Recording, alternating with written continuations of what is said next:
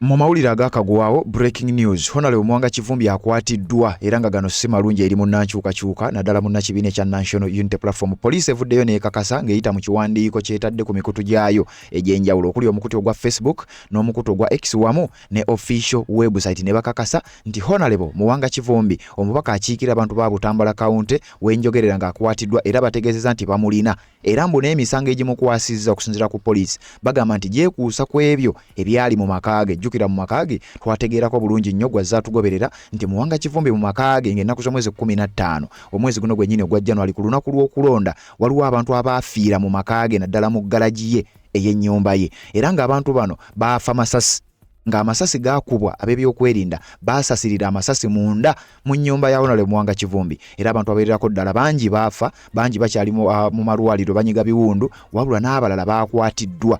Okusinziira ku IGP Abbas Byakagaba yavuddeyo n'akakasa nti waliwo n'abaakwatiddwa era yagamba nti abantu bano ekyabakubisa amasasi uliriza nno wano Abbas Byakagaba agamba mu katambi k'engendo okuwa nti abantu abasinga obungi babagambye abo be baakutteko nti babagambye nti babasomba busombi mbu Mwanga Kivumbi ne ttiimu ye mbu babasomba ne babajja mu bitundu bya Uganda eby'enjawulo abamu si b'e Butambala mbwera mu luvannyuma lw'okubasomba baatwalibwa eyo obanga baali bagenze kukola ki kakati nno yo poliisi mbu intelligence yaabwe n'ebaako byebalaze bwe batyo ne bagenda ne bakuba amasasi mu nnyumba ya Mwanga Kivumbi era ku lunaku olwo lwennyini jjukira lwe lunaku ne maama we lwe yafa. Kakati poliisi evuddeyo n'ekakasa nti kituufu Honorable Mwanga Kivumbi tumaze okubeera nga tumukwata. Kakati ate mu statement Honorable Mwanga Kivumbi yeze yafulumya nazo ngenda zikuwakawo waggulu ogenda zitegeera gwagoberera omukutu ogwa Red Zone TV. Wuliriza Mwanga Kivumbi ye agamba oba okusinziira ku byannyonnyola bannamawulire agamba nti waliwo ebikwekweta ebyakolebwa nga basajja bano baleka balina bye baali balowooza oba bye baali basuubira ebiyinza okuba nga byali mu makaage ebitaali bituufu era Mwanga Kivumbi mu statement ye ngenda gikuwanga bwe yajoogedde kyokka ate mu mboozi yeemu oba mu vidiyo yeemu ngenda kuwa ebigambo bya Honorable Luttamaguzi Ssemakula ng'agamba nti ekyakubisa abantu mu maka ga Mwanga Kivumbi nti era kyatuukako n'ewuwe. Luttamaguzi agamba nti Mwanga Kivumbi yali waakuttibwa nti era mission yali yakutta Mwanga Kivumbi wabula nti alabika teyasangibwayo era Luttamaguzi alina ne byannyonnyoddeko awo n'enkutwalako n'emabega waliwo era amawulire agaafuluma mu mwaka gwali gwa 2023 nga Honorable Mwanga Kivumbi wamu ne Honorable Luttamaguzi mbu bwe banaaba tebavudde ku Robert Kyagulanyi Ssentamu baakuttibwa era bajja kukubibwa masasi era Mwanga Kivumbi nti yawe kye yasimattuse. Kakati ate Luttamaguzi agamba nti naye yennyini mu makaage baamulumba era ne bamugamba ekigambo kye kimu bwe muba temuvudde ku Robert Kyagulanyi Ssentamu mugenda kuttibwa. Kakati Luttamaguzi ebyo ebigambo bye ngenda kubeera nga mbikuwa wabula nga kimaze okuba nga kikakasibwa nti Honorable Mwanga Kivumbi yakwatiddwa era ali mabega wa mitayimbwa. Poliisi evuddeyo n'ekakasa n'ekiwandiiko nga bwe nkugambye era ne bategeeza nti essaawa yonna bagenda kumutwala mu maaso g'omulamuzi babeere nga bamuvunaana bagenda muvunaana musango ki gye buvuddeko. Wawulidde akatambi era nako ngenda kukakuwa nga General Yoweri Kaguta Museveni akakasa nti ate ye intelligence ye yamugambye mu maka ga Honorable Mwanga Kivumbi mbu waabaddeyo ab'ebijambiya era ye Museveni agamba nti ab'ebijambiya be baakubye amasasi nti babadde balina mission nti aba NUP we baluzinga oba we babawangula mbu bakwate ebijambiya balumbe polling station batuuse obulabe ku bakungu ba akakiiko k'ebyokulonda. General Yoweri Kaguta Museveni ye bw'atyo bw'agamba wabula ebyo byonna bikakasa nti Honorable Mwanga Kivumbi yamaze okubeera ng'akwatibwa nga bw'ogenda okuwulira mu katambi k'engenda okuba nga nkuwa newankubadde ng'ate ye yavuddeyo ebimu ku byogerwa n'abyegaana. Kanzije mbere nga nkusomolulira story nga bw'etambula otegeere Mwanga Kivumbi bamukwatidde ki nkuzzeeko n'emabega nkulaga eddala biki ebyaliwo nga Mwanga Kivumbi tannakwatibwa ebyaliwo ku lunaku lw'okulonda. Luttamaguzi agambye nti abasajja baalumba Luttamaguzi baalumba Mwanga Kivumbi nga balowooza nti akoze tale center obanga akoze ekifo we bayinza okugattira obululu obwa Robert Kyagulanyi Ssentamu engeri gyali deputy president era njagala okutegeeza mu mboozi eno Honorable Mwanga Kivumbi yeegasse ku ba deputy president ababiri ab'ekibiina kya NUP abali mabega w'emitayimbwa mission yaki. Lina Zedriga deputy president wa Northern Uganda yakwatibwa oba yawambibwa amayitire ge tegannamanyika. Jole Jacqueline Tukamushaba deputy president wa NUP owa Western Uganda yakwatibwa era ku lunaku lw'okulonda amayitire ge naye tegannaba kubanga gamanyika. Kakati Muwanga Kivumbi ngono naye Deputy President ow'ensonga za Buganda naye bw'ati amaze okubeera ng'akwatibwa amayitire ge tegannamanyika. Ngenda kuleetera ebigambo bya Lutamaguzi nga nnyonnyola ku kiki kyalowooza ekikwasizza oba ekyaleetedde Honorable Muwanga Kivumbi ebizibu byonna ogenda bitegeera kanzije. Nga z'obufumbo olina omwami naye ng'akutawaanya, olina omukyala ng'akutawaanya, bajja ne bakwagalako ne bagenda. Gwe alina ebizibu mu byenfuna nga sente zikuyita mu ngalo, w'oteeka sente zifa bufi b'owola tebazza. Gwe aloota ng'ogwa mu nnyanja, gwe alumizibwa omutwe nga guganja okuwona, naawe aloota ng'ebintu bikozesa ensonga z'obufumbo. Nina ekifo ku mugga awali amayinja wennyambulirako ebisiraani, ekikwa, ekifiiriza, omudibo, obutaganja, obutaweebwa. Nzijanjaba abantu ab'enzikiriza zonna, nsiŋŋaanibwa njeru ku lw'ejjinja. Gwanjagala kuba ku nnamba yange eyo, naawe ali ewala ennyo yita ku WhatsApp.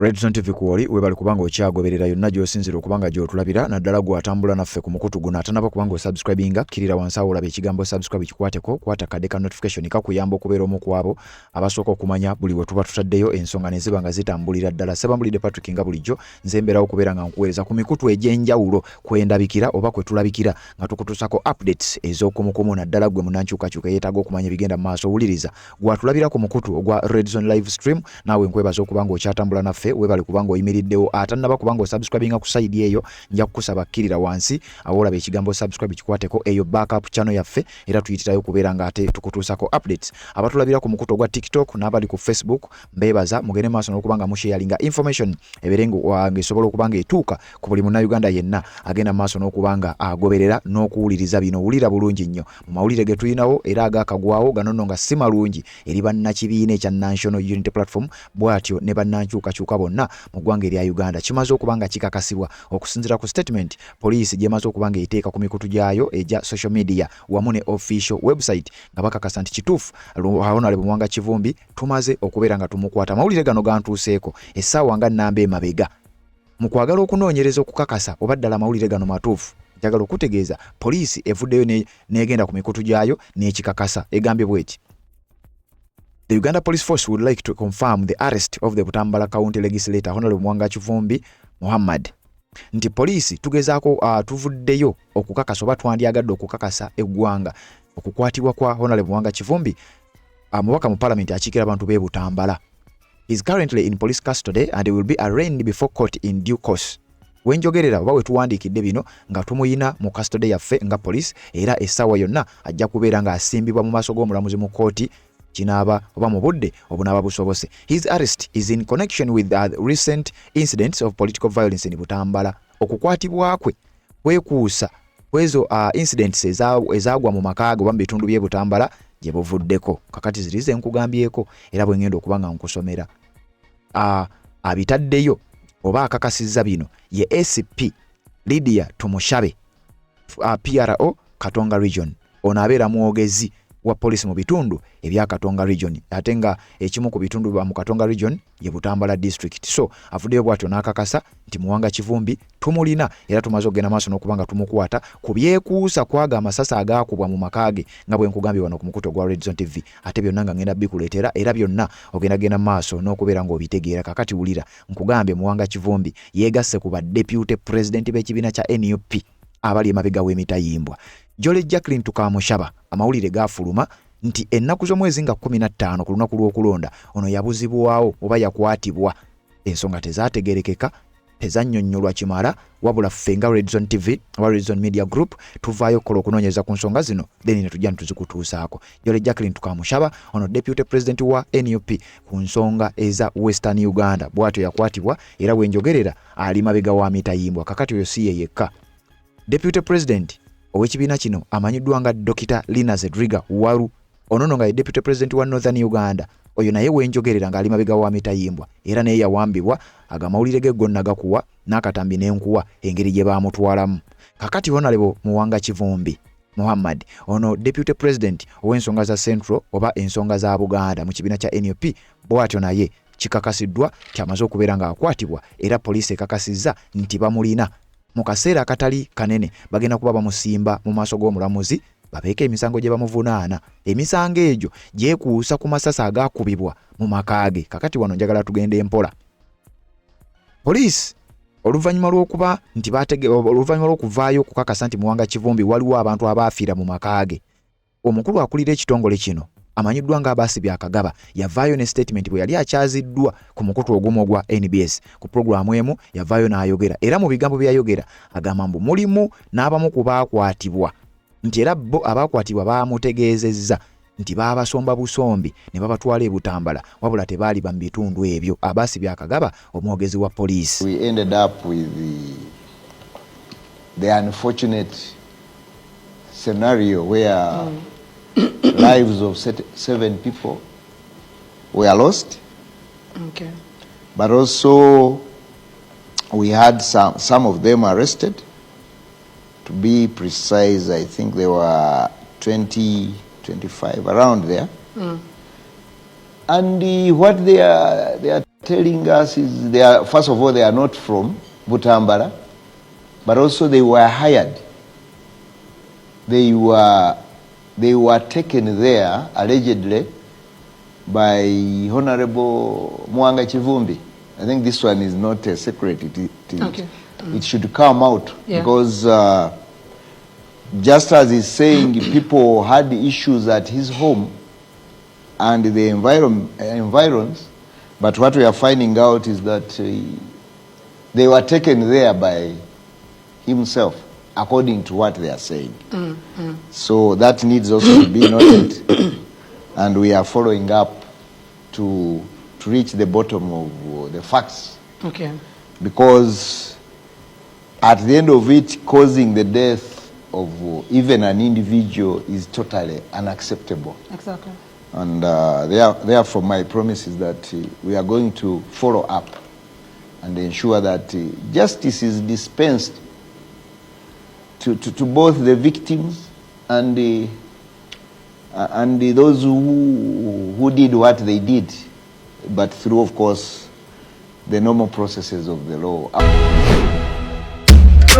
Abbas Byakagaba akulira poliisi so omwogezi wa poliisi wali nkozeemu ensobi. Ono akulira poliisi IGP, Inspector General of Police, yavaayo n'akakasa era n'ategeeza ebigambo ebyo nga bw'obiwulidde, ng'agamba nti abamu ku baakwatibwa mu kikwekweto ekyo baamutegeeza nti baabasomba babatwaleyo. Kyokka ate waayita era akaseera katono General Yoweri Kaguta Museveni era naye yayogera ku nsonga ezo. Ye mu kuzoogerako yategeeza nti Muwanga Kivumbi uliriza bulungi, General Kaguta Museveni ku nsonga za Muwanga Kivumbi yagamba bw'ati, ngenda kuwa katambi, agamba nti twagwa mu lukwe nti Muhammad Muwanga Kivumbi omubaka akiikirira abantu b'e Butambala ku lunaku lw'okulonda nti baali balina mission oba baali bategese nti singa babawangula bwe batyo bakwate ekkubo bakwate ebijambiya mbu era abantu abaakubwa amasasi mbu baali balina ebijambiya n'ebisse ebirala oba oliawo nti baali bategese bakwate ekkubo singa babawangula bagende mu maaso n'okulumba zi polling stations ez'enjawulo batuuse obulabe oba oliawo ku bakungu oba oliawo ku b'ebyokwerinda, naye mbu ye yali mission. Kakati ye General Museveni agamba nti ekikwekweto kye baakola mbu baali bataase ekyo. Jjukira Muwanga Kivumbi yavaayo n'alaga amasasi agaakubibwa mu nnyumba ye mu luggi lwa garagi era abantu bano baafa masasi. Kakati ye General Museveni n'akugamba nti kyali kikwekweto kyakulaba nga abantu bano abaali balina ebijambiya battibwa mbu era baabatta n'ebijambiya byabwe. Something happened in Butambala. A character called Kivumbi was defeated. Now the plan everywhere was that where Nup is defeated, gangs with the pangas. You remember pangas? With the pangas should attack the polling station. And that's what they did. When Kivumbi was defeated, they came with the pangas to attack the polling station and they were shot. 7 of them were shot dead there with the pangas. bye bigambo omukulu bye yasobola okwogera General Yoweri Kaguta Museveni kwekyo ekikwekweto ekyakolebwa mu maka aga Honorable Muwanga Kivumbi naye wano njagala tugendewo mpola era njagala owulirize bulungi nnyo gwatanaba kubanga osubscribing okikole kirira wansi awo olaba ekigambo subscribe kikwateko kwata kade ka notification obeera omu ku abasooka okumanya buli tuba tutaddeyo atulabira ku TikTok nja kukusaba nti following omukutu guno ate era sharinga video eno information etuuke ku buli muntu yenna gyasinzira okubanga gyalabira naawe atulabira ku mukutu ogwa Facebook anja kukusaba kola ekintu kyekimu following cha page eno tubeere nga tutambula ali ku mukutu ogwa Red Zone live stream nawe nja kukusaba video eno kola ekintu kyekimu ogendeko ne mu comment section ombuulire gwe kiki kyolowooza kwekyo ekituuse ku Honorable Muwanga Kivumbi Deputy President owa ekibiina kya NUP mu nsonga eza Central oba eza Buganda wenjogerera ali mabega wa mitayimbwa abakulu bakakasizza nti be bamulina era mbu essawa yonna bagenda kumusimba mu maaso g'omulamuzi abeeko byawoza oba abeeko byannyonnyola abantu abattibwa Muwanga Kivumbi alabiddwako gye buvuddeko ng'agenda maaso n'okubanga aziika omu ku omu era yavaayo n'abaako byannyonnyola ku biki ebyaliwo nga mmaze okukuwa ebigambo eby'omukulu wa poliisi amanyiddwa nga Abaasi Byakagaba n'enkuwa ebigambo ebya General Yoweri Kaguta Museveni kakati njagala tuwulirize mpola mpola Honorable Muwanga Kivumbi ye bw'ati bwe yavaayo nannyonnyola akatabi kano nakakuwaako gye buvuddeko gwaza tugoberera wabula njagala tutambule mpola Muwanga Kivumbi mu kunnyonnyola kwe ye bw'ati bwe yagamba nga tebalina ku luguudo babatidde mu ndomo mu nnyumba badde banoonya buleme okukula ne bajja bagezeeko bafule ne balukuba amasasi n'endowooza bwera eggudde ate ne bakitegeera nti bamaze okutta abantu wawona abadde emirambo abantu 10 nga bamaze okubatta awo ne baddamu ne bakola rawundi y'amasasi amangi ennyo okumala eddakiika nga 15 wenza okulowooza wano waliwo Kenya yalumbye Uganda kati bamala okugakuba n'ekiseera ekyo badde bakikozesa okuddusaawo emirambo gyonna egyabadde gittibwa n'okugijjusaawo nti abantu babatidde muki mu nnyumba si ku luguudo siwa baba batidde awo olaba mu nnyumba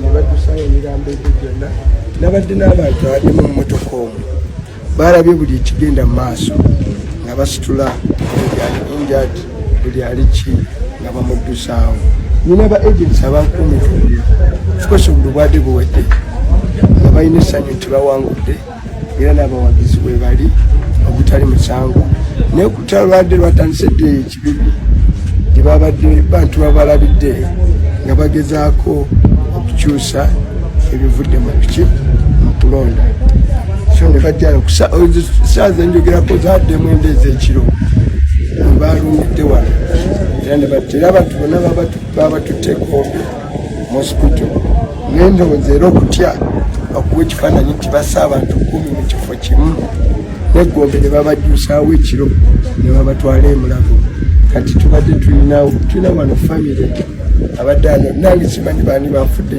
we just took the number because emmotoka mwabaddemu ababaze kati olugoye luli njadde kulaga olwo oli omwami ku identifyingidde mukyala we n'agamba mukyala wange ateeka okuba yafiiridde wano nabano bajjukira waliwo omulambo gwe basitudde nga gusigadde mu mpale ya mukazi nga guliko nakaleega kokka kati atunuulidde ki oyo yabaddewo ava abaddewo nga babiraba oyo amu identifyingidde wali omulala balese essimu gombe asaba badde bamutyako engoye ne bajjamu essimu ne bagikubyeko ne bakubira mukyala we ne bagaa nti ono baawo yafiiridde muki so tugezaako n'okutegeera waliwo kati omukyala bamuyita Aisha wekaabalamba ye bamukubye ate nga bamwogera n'omulangira twagamba ova mu byobufuzi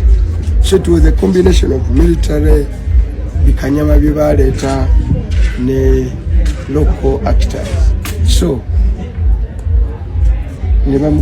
oyo kumakya afudde kumakya wano nene omulambo ne bagutwala eggombe so abalaba bakutte babalina mu makomera naye abooke bo balamu bali mu makomera tunadiiriga nabo ne tusobola kufumitiriza bulumi bw'oyitamu abantu bobadde nabo campaign trail kati boogera n'abaana baabwe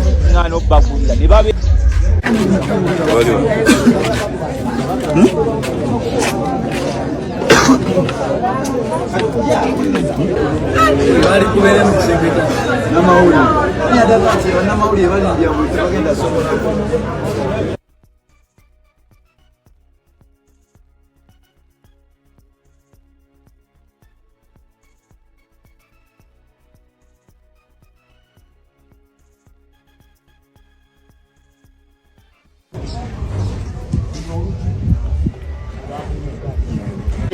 Bino sasi bino byalemedde mu kisenge lino sasi wakati gamba mbo no bakubyewo musumali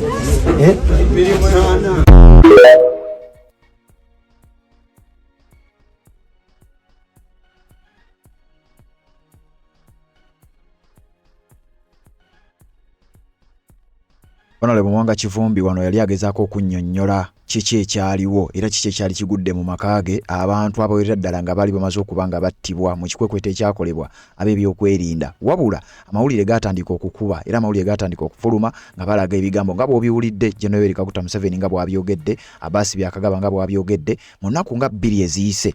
Honorable Mwanga Kivumbi yavuddeyo n'akola press conference kaŋŋambe oba n'ayogerako eri bannamawulire era ebintu ebyo nkakasa bw'obanga obadde ogoberera nabikuwadde bulungi nnyo. Bwe yabadde ayogerako ne bannamawulire yeegaanye byonna nga bw'obiwulidde yeegaanye byonna nga bw'obirabye era n'abaako ebigambo bye yategeezezza ebimu ku byo ngenda kwongerako akatono ennyo then nzije nga sinnakutuusa ku byaluttamaguzi wulira. Mwenda twagenda okuwulira olusambattuko olw'amaanyi luli ebweru netugaa ki ekiguddewo era twagenda okuwulira nga amasasi gatandika okuvuga ne bajja ku nnyumba nga bakuba open mugguleewo oluvannyuma nga balemye okuyita mu front door bagenda ne batandika okuba amasasi mu garage abantu gye baali bekwesa ate era baŋŋambe n'abamu babakubiraawo mu lujja amasasi so bagenda okukakkana nga bassa abantu 10 era mu byensonyi ne bagezaako okugyawo obujulizi n'obulaga nti bassa abaki abantu era basitula abafu abo ekiro omukomu ne babassa ku mmotoka ne babatwala mu ddwaliro eggombe era n'eggombe tebababanzaawo kaseera ne babaddusa kubanga batidde abantu okukuŋŋaana ne babatwala e Mulago n'olwekyo ne babasuula egitu bajja abantu baffe omukomu ne tubatwala okubaziika.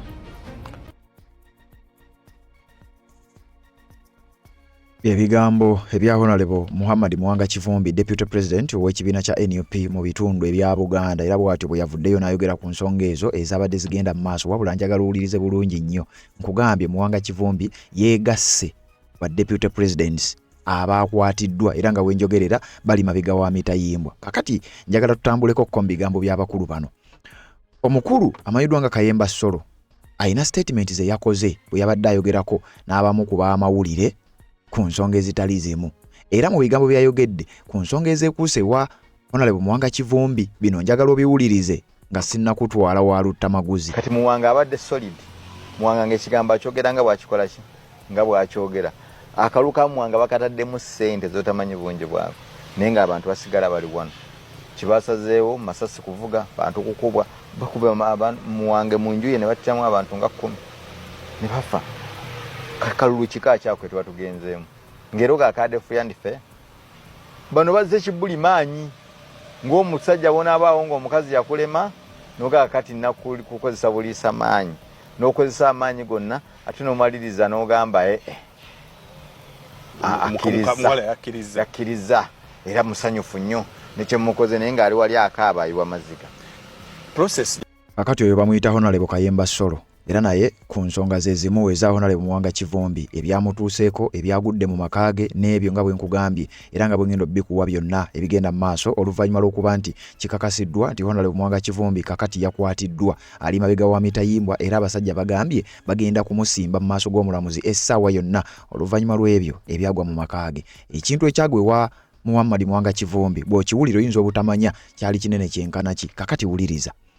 Okusinziira ku Honorable Lutamaguzi mu katambi kano Lutamaguzi agamba nti waliwo mission oba okusinziira ku ye ne intelligence ye oba n'ebyokwerinda bye. Lutamaguzi bwe bamubuuziza ku nsonga za Muwanga Kivumbi bw'ati bwe yagambye. Yagambye ngenda kuwa katambi era ngenda kuwa n'ebirala bye yayogereddeko. Yagambye nti waliwo mission nti ye Lutamaguzi ne Muwanga Kivumbi nga balina kuva mu parliament oba nga balina okubeera neutralized. Nti abasajja bafuna intelligence Lutamaguzi gyagambye nti eri fake. Nti ku lunaku lw'okulonda mu maka ga Honorable Muwanga Kivumbi wandibanga waali wateekeddwayo kye tuyita tale center oba ekifo we bagattira obululu nga si bwa Muwanga Kivumbi bwokka. Yukiro no deputy president ate teweerabira ba deputy president abasatu bonna baakwatibwa. Kati Lutamaguzi agamba nti ye okusinziira ku kunoonyerezaako okutonotono kuwakoze yakizudde ng'abasajja ekyaleetera ekikwekwete kyo kubibwa amasasi ewa Muwanga Kivumbi mbu baafuna amawulire nti Muwanga Kivumbi yakoze temporary oba tale center oba ekifo wagenda okugattira obululu bwa Robert Kyagulanyi Ssentamu obuva mu district y'e Butambala oba olyawo n'ebitundu ebyetooloddewo. Kubanga Lutamaguzi era n'agattako ekibuuzo nti bwe kibanga ddala waliwo ekikwekwete kyali kikolebwa mu maka ga Honorable Muwanga Kivumbi abatemu oba abatujju oba bali benkuwadde mu katambi omukulu yagaye nti babijambiya bandi badde bakuula ki mu garaji ya Luya Muwanga Kivumbi. Era bwe bajjayo abantu abali bafudde walabako abali n'ebijambiya n'ebigambo ebirala bigambo bya Honorable Lutamaguzi. Biwulirize zije nkwongereyo. Enzo kutta Muwanga Kivumbi. Muwanga Kivumbi namugamba nti amagye gazingako ewange loole namba. Abasajja n'eŋŋaano bagulira ne babeerawo loole namba ne bagamba basebo mutulaba temujja tugoba munsi. Omusirikale n'atugamba nti gwe Lutamaguzi Muwanga Kivumbi bwe mutave ku Bobi Wine tugenda bakuba amasasi. Ekyo kyo mulino kimanya. Can imagine omusajja n'ayogera ekintu ekyo open. Kakati n'engamba Muwanga Kivumbi naye gwe okimanyi nti singa Muwanga Kivumbi yabadde waawo yabadde awedde yawonya atya ye by the way. Anti kakati naye obwongo tebunnatereera alinga eyafunye shoko ku bwongo abantu be 10 okuba kuba ne babatta mu garaji nga bali wali kubanga what these people do they are fed on fake intelligence. Balabika babagambye nti owekitiibwa Honorable Muwanga ataddewo tale center parallel tale center eya president. Ayinza okuba yetanna bakimanya naye zamwani I use intelligence nembuuza what I use 5Ws nembuuza why among all people bana abasajja bakozeseza all forces omusajja atalina yadde kasaale naye ne bapika amasasi. So tetutuula kakati bagambye Museveni ne tiimu y'abane because they are panicking now. Bano bataddewo parallel tale center of the president, but they cannot tell you that kubanga era bajja kukugamba mbu bijambi ambu these people attacked police. Can I attack a police in my garage? No. Kubanga baba ebigambo bya Honorable Lutamaguzi akatambi kano yavuddeyo n'ayogera ku nsonga ezo. Era mu bigambo bye nga bw'omuwulidde agambye Muwanga Kivumbi ayinza okuba wabaddewo mission era mission eyo yandibanga essaawa yonna ejja kubeera accomplished. Si bigambo bya mukutu guno yadde abaguddukanya wabula bigambo bya Honorable Lutamaguzi. Kakati njagala owulire Honorable Lutamaguzi wanono njagala tugende empola ngenda kuwayo akatambi akalala era aka Lutamaguzi wabula nga sinnaka kwongera ngenda kukuzaako kemabega. Mu mwaka gwali gwa 2023 waliwo era ebigambo ebyafuluma akatambi kano kaafuluma era nga gaali mawulire ag'omukutu gwa NTV nga bagamba nti Honorable Lutamaguzi ne Honorable Muwanga Kivumbi mbwe era waaliwo mission oba olyawo ey'okubakolako bbonga bba ababiri. Guno gwali mwaka gwa 2023. Kati njagala owuliriza akatambi kano lyali ggulire era nga n'ebigambo byasooka kwogerwa omubaka Honorable Lutamaguzi era nga naye akakasa ku bigambo byebimu. Omukutu gwa NTV nagwo ne guteekayo ensonga eno ne gunnyonnyola bulungi nga bwe njagala owulire. Then tukomewo ate ku bigambo bya Lutamaguzi ku nsonga ze zimu ezigenda maaso we twogerera. President Yoweri Museveni mu bbaluwa gye yawandikira Ssaabaminisita Robinah Nabbanja ng'ennaku z'omwezi 3 omwezi guno yavumiridde abantu abagezaako okwekika mu nteekateeka ya gavumenti ey'okukulaakulanya emiruka eya Parish Development Model. ng'ogyeko abakozi ba gavumenti. Ono yalabudde n'ababaka ba Parliament okuli owa Butambala Muwanga Kivumbi n'owa Nakaseke South Paulo Lutamaguzi. Museveni mu bbaluwa eno ku mukolo gw'okusatu yalabudde nti singa ababaka bano tebeddako bakukwatibwa bavunaanibwe mu mbuga z'amateeka. Minisita w'ebyamawulire Dr. Chris Baryomunsi agamba nti minisita wa gavumenti ez'ebitundu sako ne ba RDC basana baveeyo okunnyonnyola abantu singa ababaka bano babaako bye balimba. Bw'oba badi campaigning program ne baweereza obubaka obuli negative mubakyayisa abantu programu za gavumenti ekyo kiri different. Awo poliisi eyinza kugoberera negamba lwaki okola bwe batyo.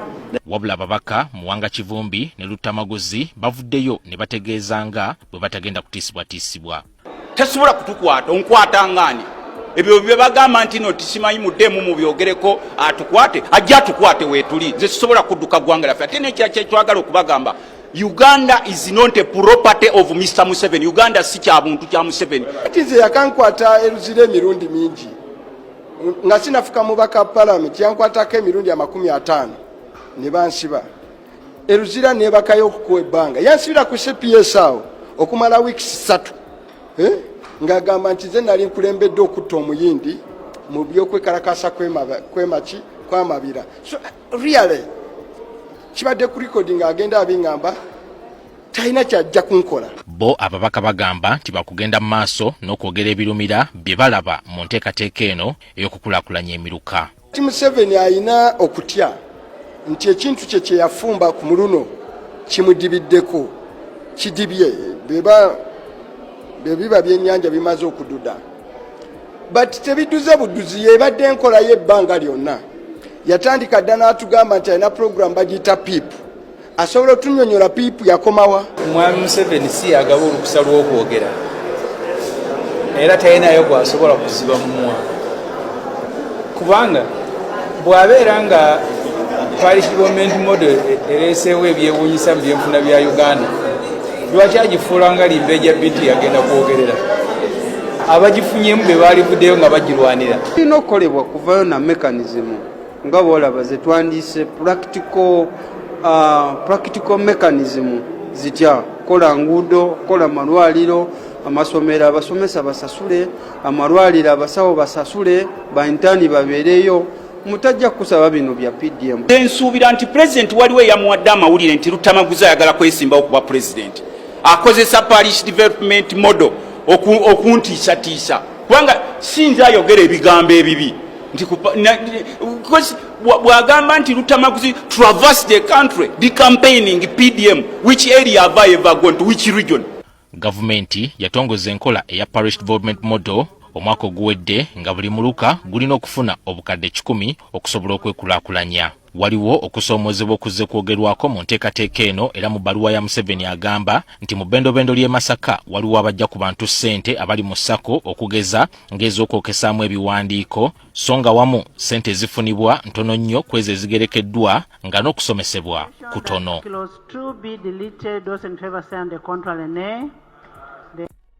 Kati oyo yali 223 nga bw'owulidde ono 226 ebyatuuse wa Honorable Muhammad Muwanga Kivumbi obiwulidde ebyagudde wa Honorable Lutamaguzi era nabyo biwulidde. Wabula wano Honorable Lutamaguzi waasinzidde n'akola okulabula era ategeezezza mugenda kubonaabona mugenda kukaaba mukatambi kengendo kwongera. Honorable Lutamaguzi bye bigambo byagamba wabula nga sinakuwa katambi ako njagala kuzzayo ate ku nsonga ya Muhammad Muwanga Kivumbi. Waliwo ekiwandiiko ekyafuluma era ng'omukulu ono yeegaana ebintu ebyo agamba bimwogerwako bwogerebwa abasajja mission yabadde endala wabula ne beebulizaabuliza mu kintu ekirala okusinziira ku ye era nga bwengendo bikusomera mu kiwandiiko ekyafulumira ku mukutu ogw'amawulire ogumanyiddwa nga Nile Post era nga nabo bano baali ku nsonga zezimu ezaali okwebyo ebintu ebyali bigudde ewa Honorable Muwanga Kivumbi. Kakati ulize ekiwandiiko kino abagamba nti Kivumbi denies attacking police, says supporters were shot dead in his home. Muwanga Kivumbi yeegaana ebyokulumba poliisi mu katambi kali kenkuwadde. Jjukira omukulu yakugambye nti bano baprovokinga baayagala okukyokooza oba n'okulumba ab'ebyokwerinda naye tujjukira obutambi obumu bwenzize enkulaga nti ate abantu abaakubwa amasasi baali mu galaji oba baali mu nnyumba eya Muwanga Kivumbi. kakati statements z'abakulu zikugamba nti ate baali bakyokoza poliisi kati agenda wali ombuulire mu comment section bano poliisi bagikyokoza bali munda mu nnyumba ya Muwanga Kivumbi oba poliisi yali munda mu nnyumba ya Muwanga Kivumbi gye bagisanga balyoke bagikyokoze Muwanga Kivumbi yabyegaana wuliriza.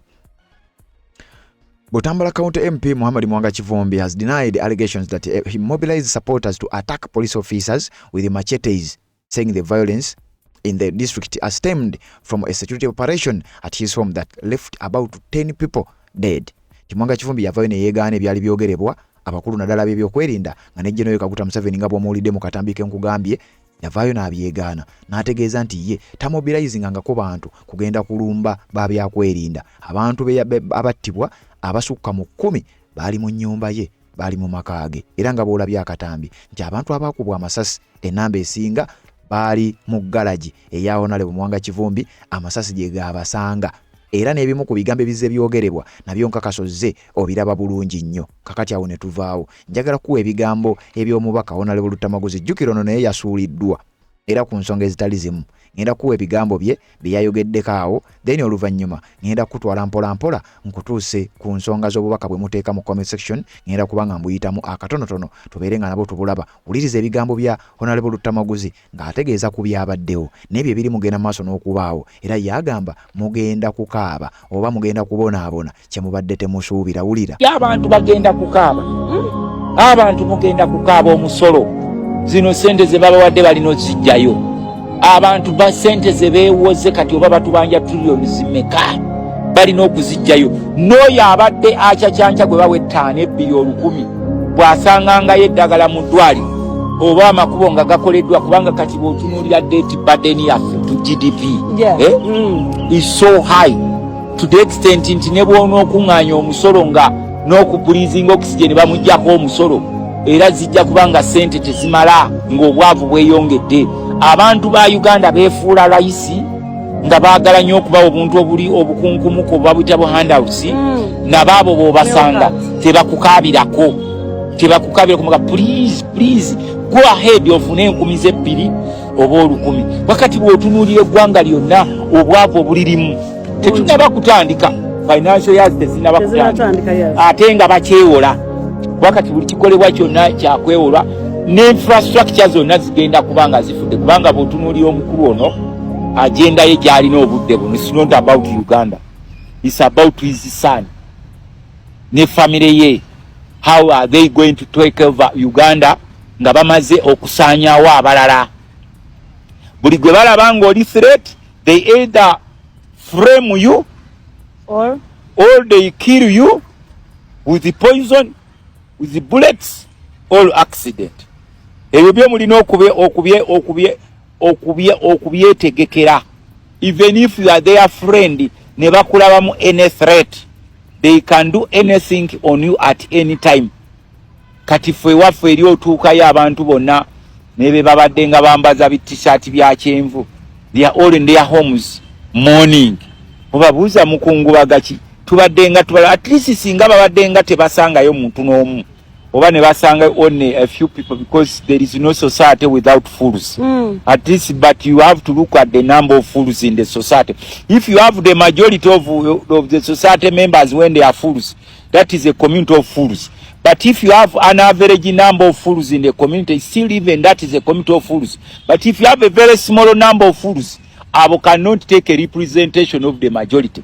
But today we have the majority, abefuula abalayisi, ne bwalabaawo nga bagabawo obujiiko bwa plastic ngadduka akajjeyo, ne bwalaba 12,000 azaagala, bwalaba 5 abyagala. So this people have taken us for granted nti tetukyalina kye twetaaga.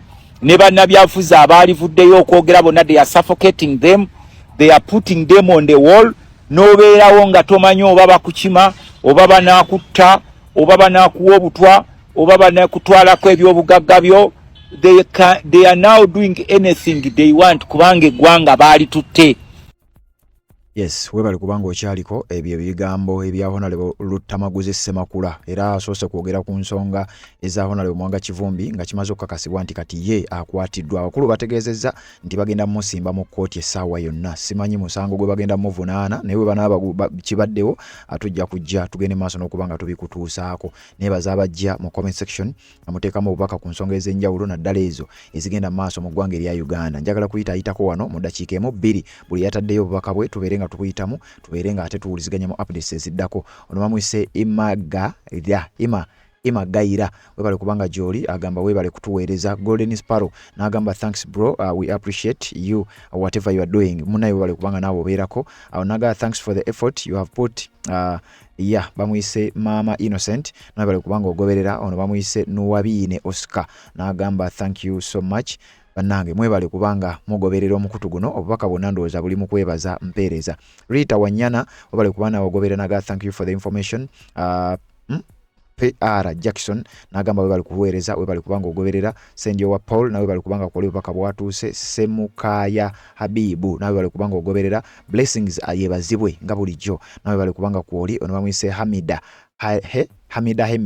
nawe bali kubanga kwoli obubaka bwatuuse bulungi nnyo. Ono bamuyise Mohaye Scovia n'agamba even the heaven is watching all this, may God Almighty protect Robert Kyagulanyi Center. Message kweri etuuse webale kubanga ogoberera Mohaye Scovia. Ono bamuyise Mugabi Vanessa webale kubanga kwoli.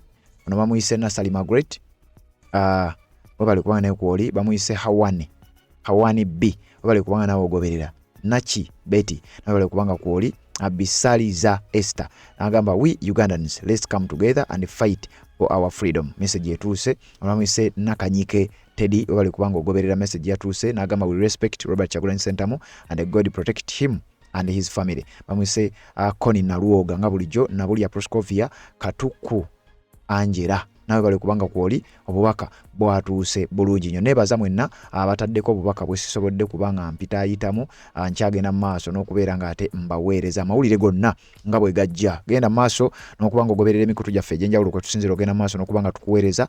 Tujja genda mu maaso n'okubanga tukuwa buli kimu kye weetaaga okumanya. Ate naba kubanga osubscribe nga kikole obeera omu ku abo abasooka okumanya ddala ng'okutte kade aka notification. Tukyaweereza era tukyalina mawulire mangi nnyo ge tulina okubanga tubatuusaako. Nga z'obufumbo olina omwami naye ng'akutawaanya, olina omukyala ng'akutawaanya, bajja ne bakwagalako ne bagenda. Gwe alina ebizibu mu byenfuna nga ssente zikuyita mu ngalo, w'oteeka ssente zifa bufi b'owola tebazza. Gwe aloota ng'ogwa mu nnyanja, gwe alumizibwa omutwe nga guganja okuwona, naawe aloota ng'ebintu bikozesa ensonga z'obufumbo. Nina ekifo ku mugga awali amayinja wennyambulirako ebisiraani, ekikwa, ekifiiriza, omudibo, obutaganja, obutaweebwa. Nzijanjaba abantu ab'enzikiriza zonna, nsiŋŋaanibwa njeru ku lw'ejjinja. Gwanjagala kuba ku nnamba yange eyo, naawe ali ewala ennyo yita ku WhatsApp.